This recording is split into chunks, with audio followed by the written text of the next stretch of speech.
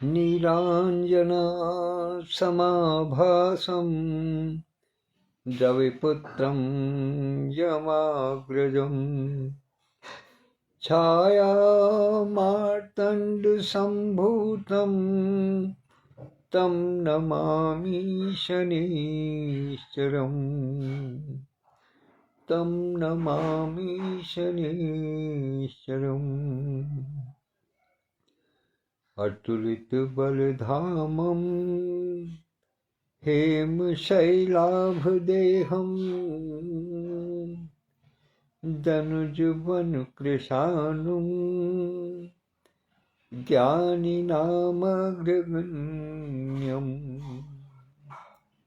सकलगुणनिधानं वानराणां धीशम् रघुपति प्रिय भक्तं वातजातं नमामि रघुपति प्रिय भक्तं वातजातं नमामि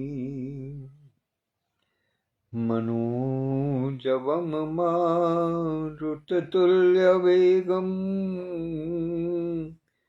जितेन्द्रियं बुद्धिमतां वरिष्ठं वातात्मजं वानरयूथमुख्यं श्रीरामदूतं शरणं प्रपद्ये श्रीरामदूतं शरणं प्रपद्ये। सूर्यपुत्र शनिदेव और सूर्य शिष्य श्री हनुमान जी महाराज को सादर प्रणाम, नमन, वंदन, अभिनंदन प्रस्तुत करते हुए आज के अंक के प्रारंभ में हृदयांगन समूह के प्रमुख संरक्षक परमादरणीय आचार्य श्री श्री कृष्ण जी को चरण स्पर्श करते हुए उनसे आशीर्वाद और अनुमति प्राप्त करने के पश्चात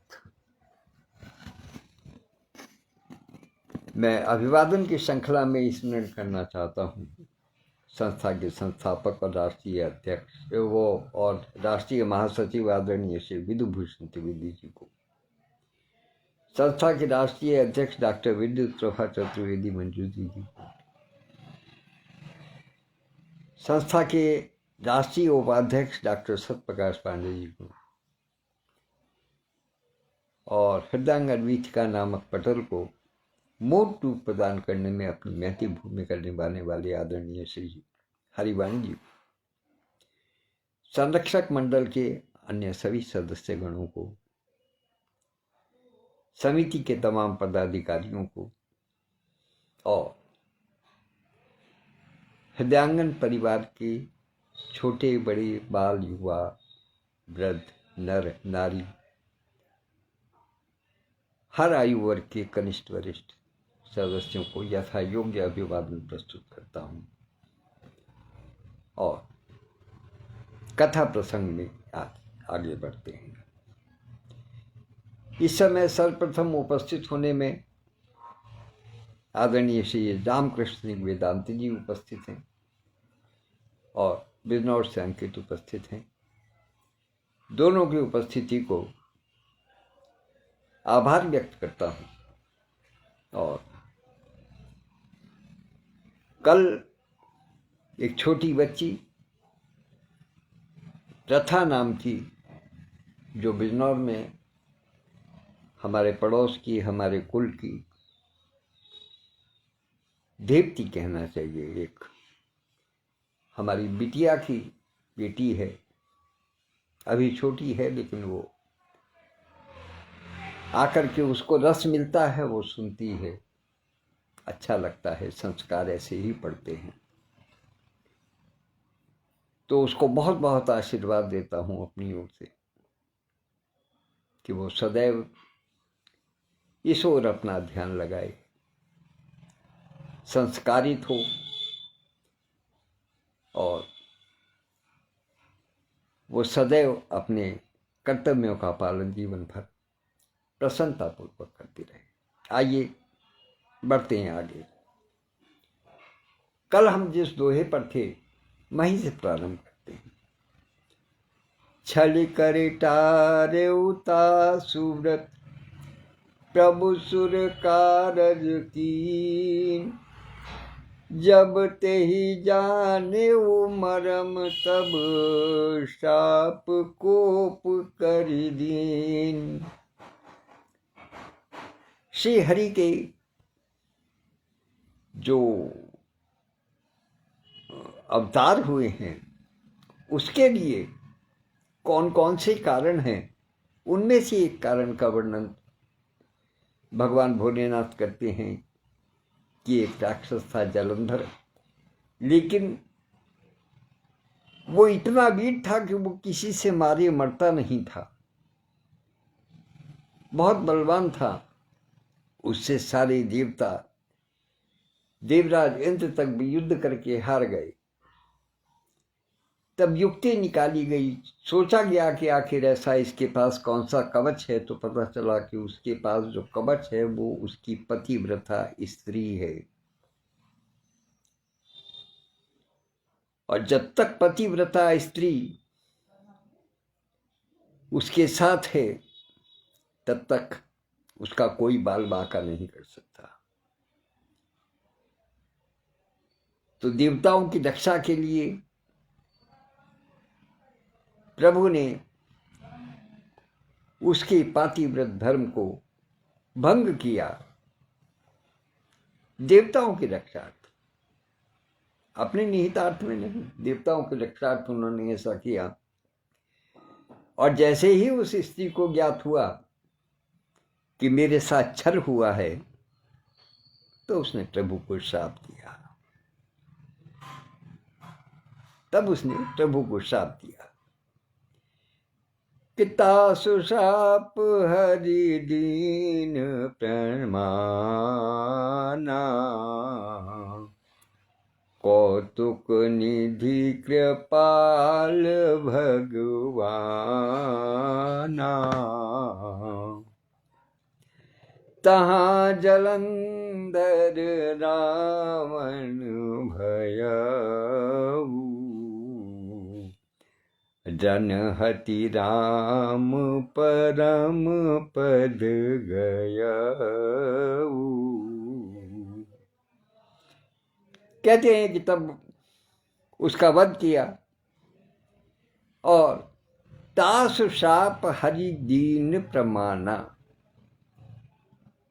प्रभु श्री हरि ने, विष्णु भगवान ने उस स्त्री के दिए हुए श्राप को हृदय से स्वीकार किया, प्रमाणा, उसको प्रमाणित किया, प्रमाणित रूप से उसको स्वीकार कर लिया। श्री हरि ने उस स्त्री को, पतिव्रता स्त्री के श्राप को, दिए हुए श्राप को प्रामाणिक रूप में स्वीकार किया और कौतुक निधि कृपाल भगवाना, ये ईश्वर का कौतुक था, अर्थात ये उनकी अपनी इच्छा अनुसार ये सारे कार्य हुए। ये देखने में ये लगता है कि उस स्त्री का पातिव्रत धर्म इन्होंने भंग किया इसलिए उसने श्राप दिया, लेकिन वास्तव में विधान है, ये ईश्वर ने पहले ही रच रखा था। क्यों? क्योंकि उनको धरती पर अवतार लेना था, तो उसका कुछ तो कारण बनाना था। उस कारण को बनाने के लिए ये सारे प्रपंच किए गए। और उस स्त्री ने जो श्राप दिया उसको प्रभु श्री हरि ने उसको स्वीकार किया। तहाँ जलंधर रावण भयऊ, जन हति राम परम पद दयऊ। वही जलंधर जो राक्षस था वही अगले जन्मों में रावण के रूप में अवतरित हुआ और उसको मार करके प्रभु श्री राम ने उसको अपना परम पद प्रदान किया। तो एक तो उनके जन्म का ये कारण बताया गया, प्रभु श्री राम के जन्म के कारण बता रहे हैं। वो भोलेनाथ। उन्होंने कहा एक कारण और मुझे अच्छा सा लगता है, वो मैं बताता हूँ कि एक जन्म कर कारण एहा, जही लगी राम धरी नर देहा, प्रति अवतार कथा प्रभु केरी, सुनु मुनि बरनी कबिन गनेरी। कि एक जन्म का कारण ये था जिससे श्री हरि को रामचंद्र जी के रूप में मानव देह में अवतरित होना पड़ा, नर देह मानव मनुष्य की देह धारण करना पड़ा। तो ये कथा कौन कह रहा है? प्रति अवतार कथा प्रभु केरी और सुनु मुनि बरनी कबिन घनेरी। हे भरद्वाज मुनि, याज्ञवल्क्य मुनि कहते हैं कि हे भरद्वाज मुनि सुनो, प्रभु के प्रत्येक अवतार की कथाओं को कवियों ने विभिन्न विभिन्न रूप से गाया है। भाई शेर सिंह जी उपस्थित हैं, सादर प्रणाम निवेदित करता हूं।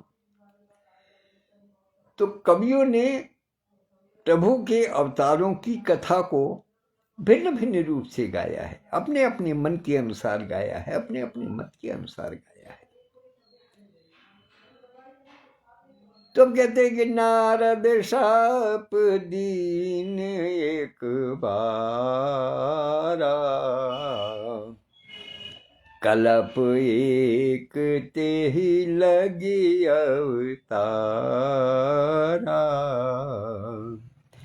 गिरिजा चकित भई सुनि मानी,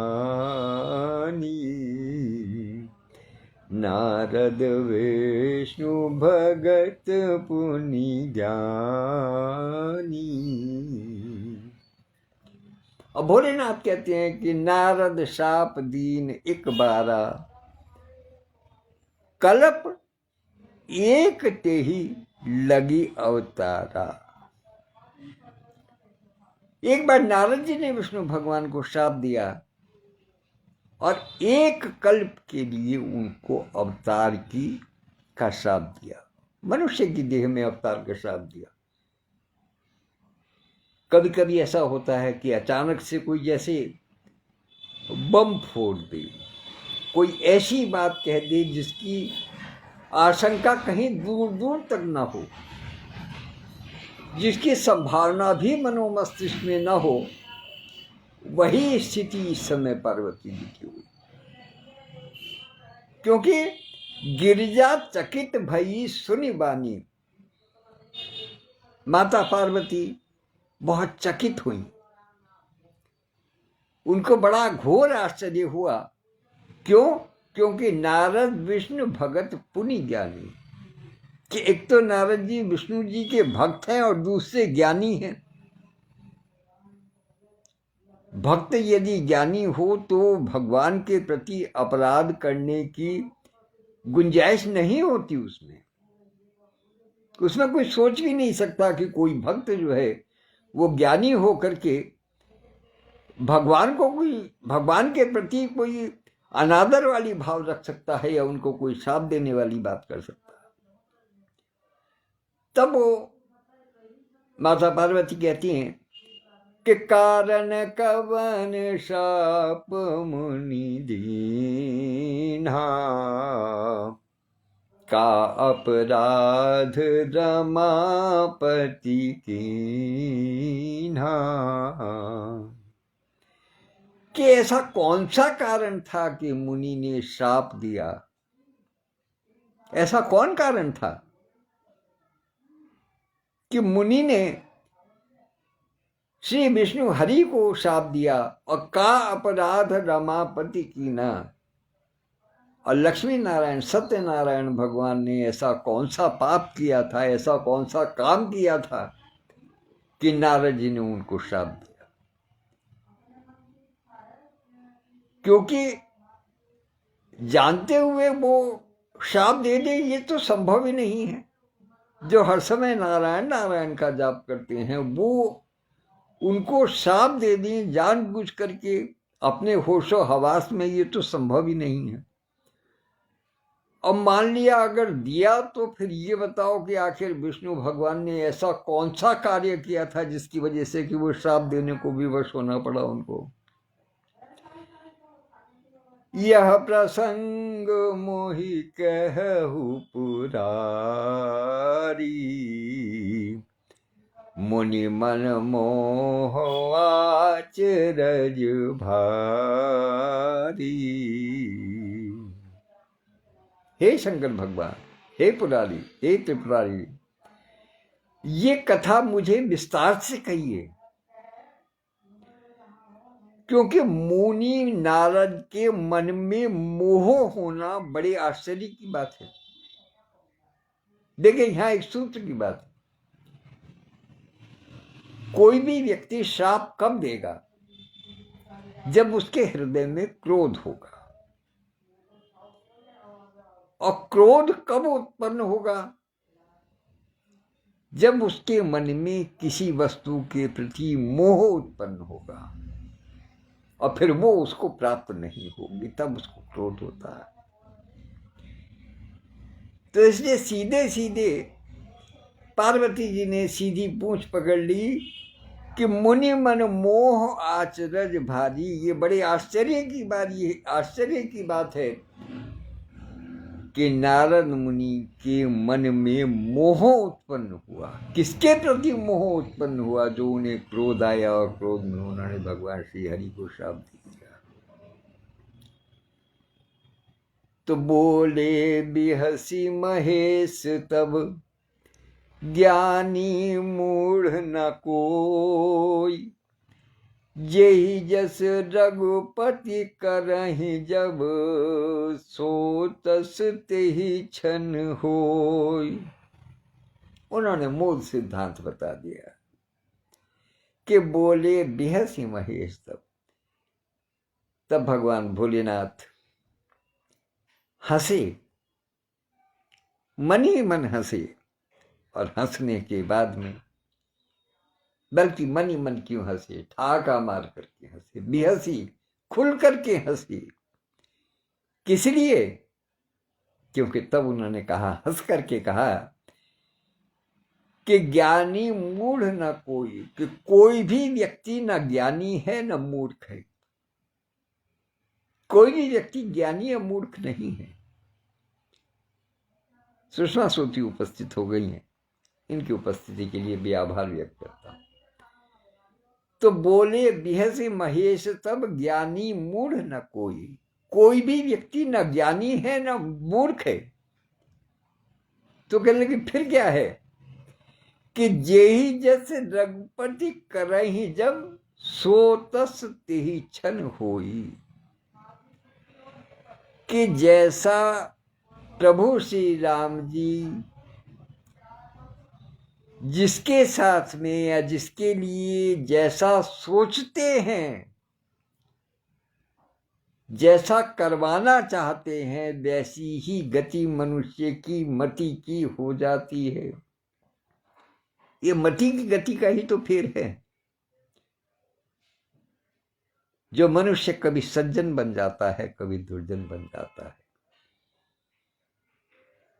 कभी उसके हाथ से अच्छे कार्य होने लगते हैं, कभी उन्हीं अच्छे हाथों से कभी कोई गलत कार्य भी हो जाता है। कहने का मतलब यह है कि मनुष्य एक कठपुतली के समान है, जिसकी डोर, जिस कठपुतली की डोर प्रभु श्री राम के हाथ में है, वो जिस तरीके से चाहते हैं, जैसा चाहते हैं, उस हिसाब से उसको नचाते हैं। उसकी बुद्धि को, उसके मन को, उसकी भावनाओं को, उसके विचारों को, उसके व्यवहार को, उसकी बात को, उसके तर्क को उसी हिसाब से बना देते हैं जैसी वो चाहते हैं। अर्थात उनके इच्छा के बगैर संसार में एक पत्ता नहीं हिल सकता। जैसा वो चाहते हैं, जैसी बुद्धि वो चाहते हैं, वैसी ही बुद्धि वो किसी भी मनुष्य की बना देते हैं। तो कहूँ राम गुण गात, भरद्वाज सादर सुनहो, भव भंजन रघुनाथ, भज तुलसी तजि मान मद। याज्ञवल्क्य जी कहते हैं कि हे हरद्वाज मुनि सुनो, मैं श्री रामचंद्र जी के गुणों की कथा कहता हूं, तुम आदर के साथ में सुनो, मन में सम्मान रख करके सुनो। क्या? तुलसीदास जी कहते हैं कि मान और मद को छोड़कर आवागमन का नाश करने वाले श्री रघुनाथ जी को भजो, अर्थात प्रभु श्री राम जी में वो शक्ति है कि वो आपके मोह, मद, मान सबको छुड़वा सकते हैं, सबका त्याग करा सकते हैं और आवागमन का नाश कर सकते हैं, अर्थात मोक्ष प्रदान कर सकते हैं। उन ऐसे प्रभु श्री राम जी की कथा का मैं वर्णन करने जा रहा हूं, उसको ध्यान से सुनो। तो हिमगिरि गुहा एक अति पावनी, बह समीप सुर सरी सुहावनी, आश्रम परम पुनीत सुहावा, देखी देव ऋषि मन अति भावा। कि हिमाचल प्रदेश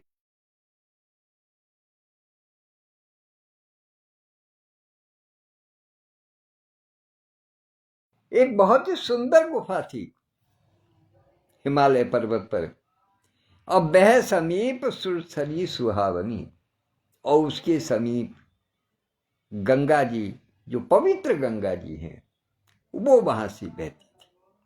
आश्रम परम पुनीत सुहावा, देख देव ऋषि मन अति भावा।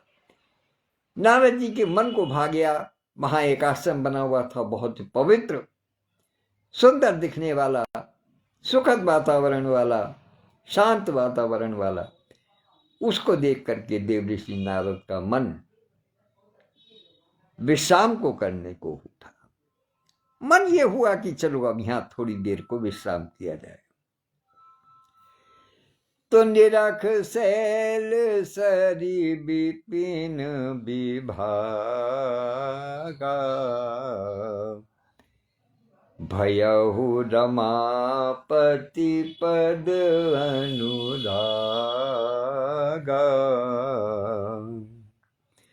सुमिरत हरि शाप गति बाधी, सहज विमल मन लगी समाधि।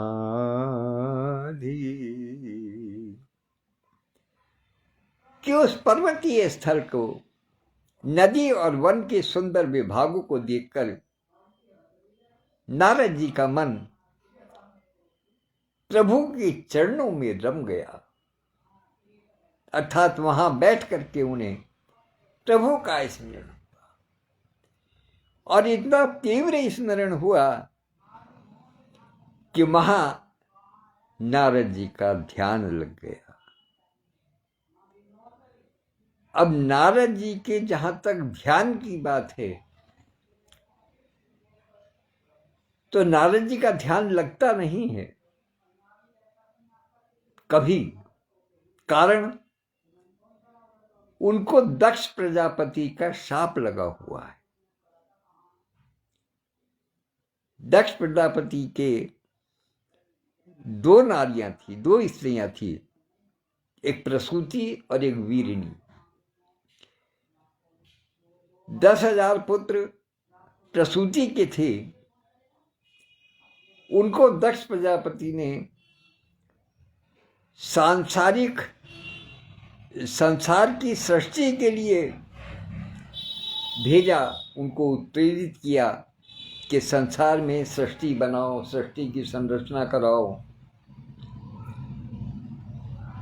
उनको मार्ग में देव ऋषि नारद मिल गए और नारद जी ने उनको ब्रह्मचर्य का पाठ पढ़ा दिया, तप का पाठ पढ़ा दिया, यज्ञ का, संध्या वंदन का, प्रभु की ओर उनकी डोर मोड़ दी और वो तपस्वी बन गए। वो गृहस्थ आश्रम के लिए उन्मुख ही नहीं हुए।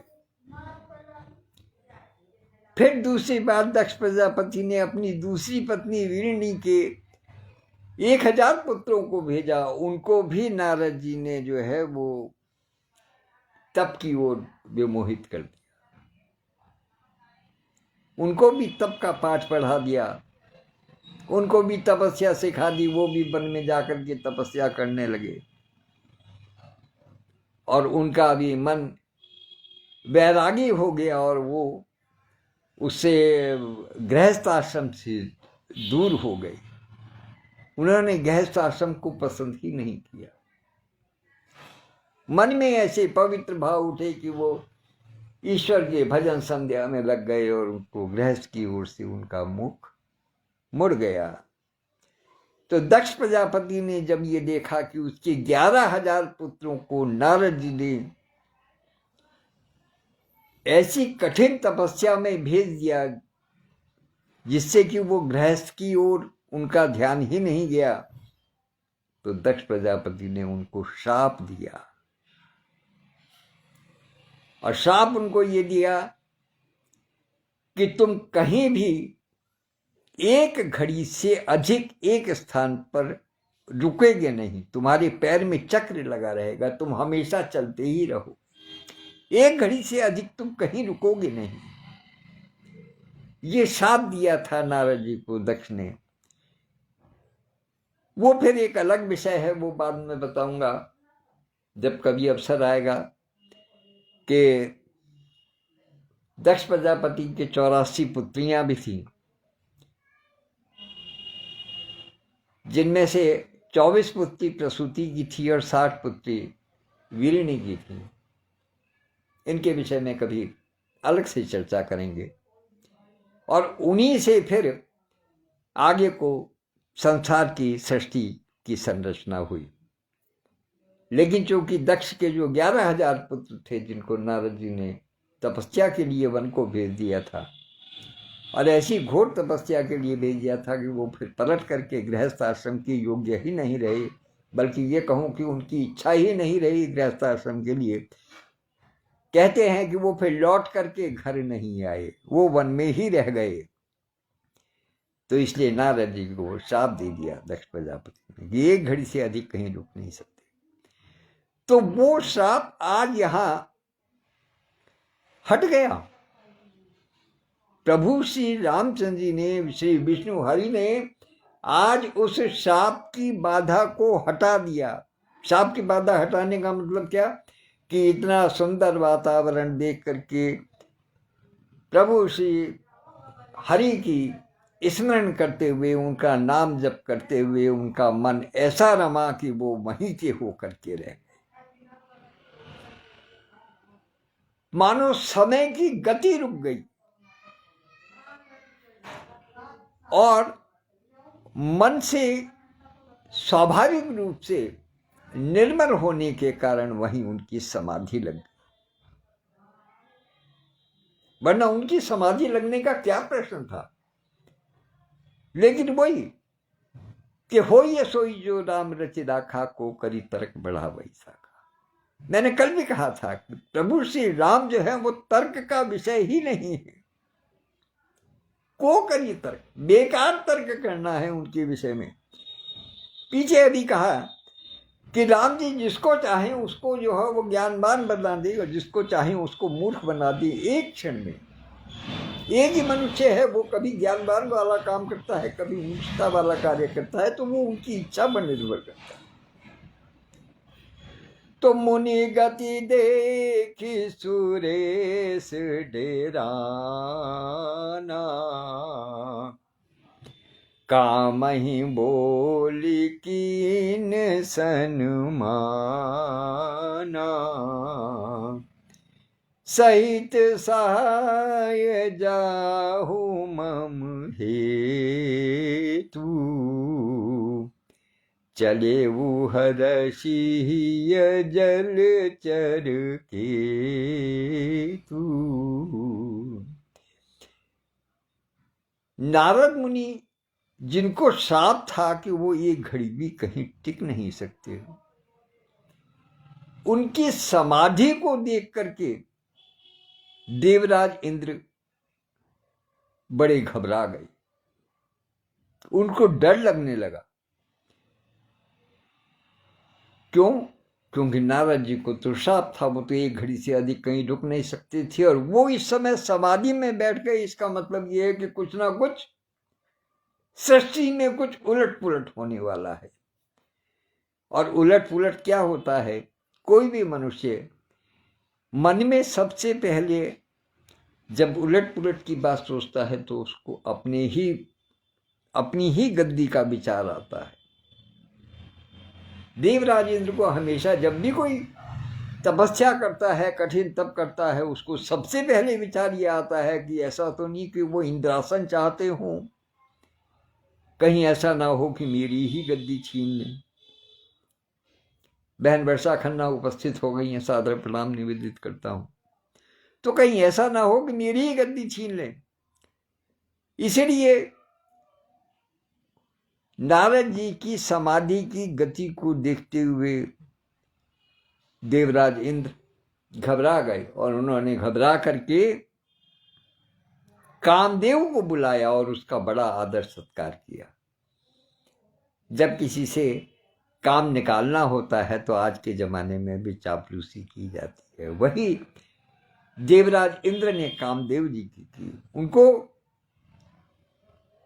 बड़ा बुला करके सम्मान किया और कहा कि मेरे हित के लिए तुम अपने सहायकों के साथ जाओ और नारद मुनि की तपस्या को भंग कर दो। तो सुना सिर मन महुअसि त्रासा, चहत देव ऋषि मम पुरबासा, जे कामी लोलुप जग माही, कुटिल काक एव सब ही डेराई।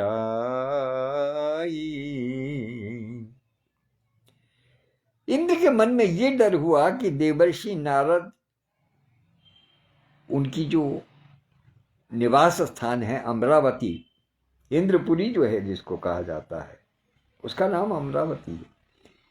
तो कहने लगे कहीं ऐसा तो नहीं है कि नारद मुनि जो है वो अमरावती में वास करना चाहते हैं, क्योंकि अब तो इनका ध्यान लगने लगा, अब तो ये रुकने लगे एक स्थान पर। और मुझे यही लगता है कि ये इनकी निगाह मेरी अमरावती पर है, मेरी आसन पर है। और उदाहरण क्या देते हैं कि संसार में जो कामी और लोभी होते हैं वो कौवे के समान कुटिल होते हैं। काक, कुटिल काक इव सब ही डेराई, वो कौवे के समान में कुटिल होते हैं जो कामी और लोभी होते हैं। इसलिए उनसे डर कर रहना चाहिए। वे कुटिल कौवे की तरह सबसे डरते हैं जगत में जो कामी और लोभी होते हैं। तो सूख हाड़ ले भाग सठ, स्वामिन रख मृगराज, छीन ले जन जान जड़, तिम सुरपति ही नलाज। तो जैसे मूर्ख कुत्ता सिंह को देखकर सूखी हड्डी लेकर भाग जाता है और वह मूर्ख ये समझे कि कहीं उस हड्डी को सिंह छीन न ले, वैसे ही इंद्र को नारद जी मेरा राज्य न छीन लें, ऐसा सोचते हुए लज्जा भी नहीं आई। ऐसा सोचते हुए इंद्र को लज्जा भी नहीं आई। तो आज हम अपने वाचन को यहीं विराम देते हैं, क्योंकि आज शाम को अभी 7 बजे आदरणीय सत्यभामा बहन जिया जी, जो बहुत उत्कृष्ट रचनाकार हैं, वो 7 बजे एकल काव्य पाठ के लिए उपस्थित हो रही हैं। हमें उनका स्वागत करना है, सबको वहाँ मिलना है। तो इसलिए हम उनको सुनेंगे, पूरे मनोयोग से सुनेंगे। और यद्यपि समय अभी है, 20-25 मिनट का समय है अभी उनके आने में, किंतु मैं चाहता हूँ कि इस आध्यात्मिक विषय से यहाँ से हट करके हम उनकी ओर अपना ध्यान केंद्रित करें कि वो क्या सुना रही हैं, क्या सुनाएंगी। थोड़ा सा स्वयं को संयत करें दूसरे वातावरण में जाने के लिए। तो इसलिए आज अपनी वाणी को यहीं विराम देता हूँ, और कल इसी समय 6 बजे अपने कथा प्रसंग को यहीं से आगे बढ़ाएंगे। तब तक के लिए आज्ञा दीजिएगा। जो भी साथी हमारे प्रत्यक्ष या अप्रत्यक्ष रूप से सुन रहे हैं, उन सबको बहुत बहुत आभार व्यक्त करता हूँ। यथा योग्य अभिवादन प्रस्तुत करता हूँ, बच्चों को शुभ आशीर्वाद देता हूँ और बड़ों को सादर प्रणाम निवेदित करता हूँ। सस्नेह अभिवादन सबके लिए प्रस्तुत करता हूँ। धन्यवाद, नमस्कार। आदरणीय संस्थापक महोदय इस समय उपस्थित हुए हैं, जबकि वाचन में इस समय विराम की तरफ जा चुका हूँ। आप पुनः फिर बाद में सुनिएगा। आपका बहुत बहुत स्वागत है। धन्यवाद, नमस्कार। प्रभु सबकी रक्षा करें।